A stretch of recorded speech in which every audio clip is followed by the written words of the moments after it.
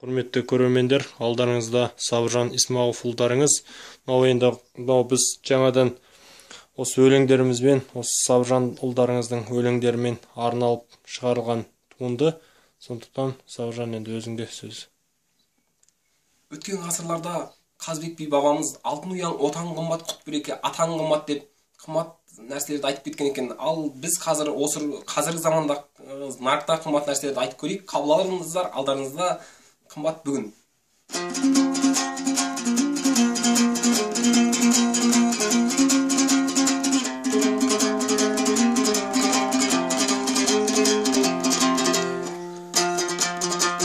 Толғап айтып ұлың бүгін үн қатпақ, ашып айтам тұра алмаймын жұмақтап.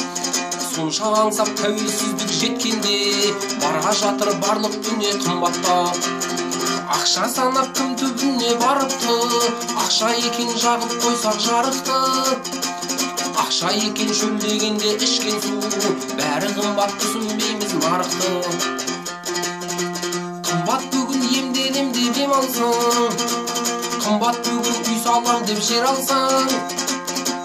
Несиенің пайызы да жоғары, жұмыс істеп қарызыңды бер алсаң. Бір көшеден бір көшеге бара алмай, қымбат бүгін көліктегі жанармай.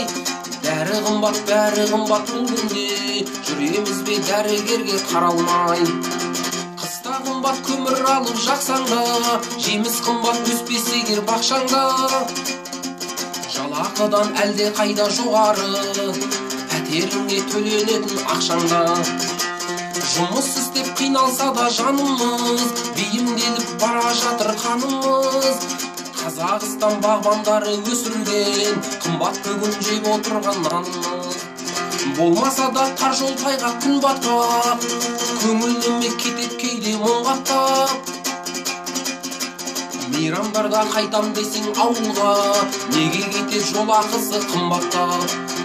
Қиын болды көк доллардың жеңгені, ауыр ойға салар ойлы пендені.